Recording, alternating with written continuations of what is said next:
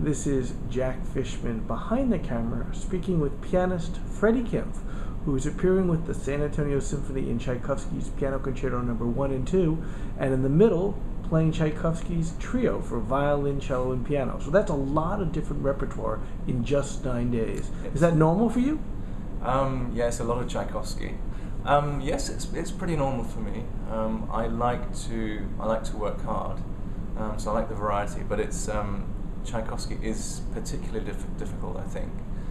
So it's a lot of notes. It means a lot of practice, and I think everyone knows the first piano concerto, and that's very, very sort of virtuosic. What they may not know is that the trio is just as difficult, and I think the second concerto, again, is at least as difficult, if not more difficult, than the other two. And how come the second concerto is so rarely played? I think it's more practical reasons. The first problem is the fact that there's another version, and all the times I've done it in the past, that has caused trouble. The fact there's an original version by Tchaikovsky, and then there's another version which was rearranged by a Russian pianist called Shiloti. The second concerto is not as conventional as the first. It has much more orchestral presence, and the big solos from the concertmaster, as in the first violin and the first cello. And I think at the time it was felt that took away from the excitement of it being a piano concerto. So Shiloti actually got rid of all those big solos from the orchestra and changed it. So that causes practical problems, because the piano part of the original is out of print, and yet all the orchestras, it's easier for the orchestras to get hold of the original. So I think that's the first problem, which tends to mean that orchestras will do it, and then the conductor will say, I never want to do this again, or I don't want to do it for 10 years because of all those practical problems. The other problem is it is more difficult, I think, for the pianist, and so it's taking longer to sort of form a sort of a traditional performance of it. If you look at the first concerto, there are many traditions that are done which are not marked in the score. So it's simply been handed down from Tchaikovsky through to Rubinstein and then other great Russian pianists, and everyone does it that way, and it works and it sounds exciting. The second hasn't quite had that yet.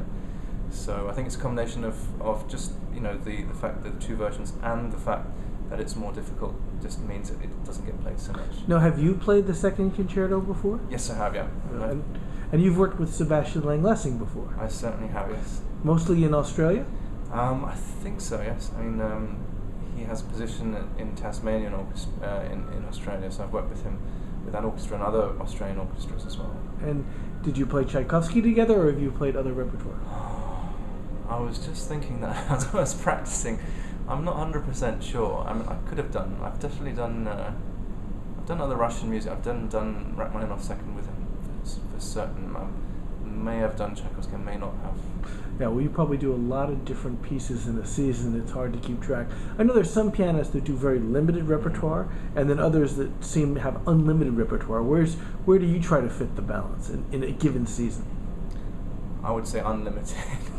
I like to push myself, and I just believe that the one moment that I start saying, okay, I'm going to limit my stuff, I'm just going to do 3 concerti this season and 1 program, then I think I'll get lazy, because I'm very, very lazy. I hate practicing, and I will happily not touch a piano for 2 months if I've got 2 months off.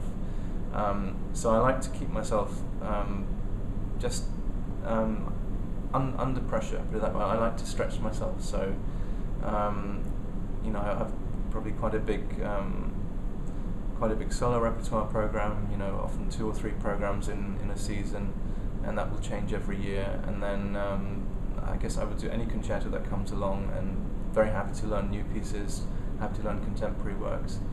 And I mean, next season I don't know whether this is courageous or stupid, but I've taken on a project. I know that San Antonio is doing a big Beethoven project.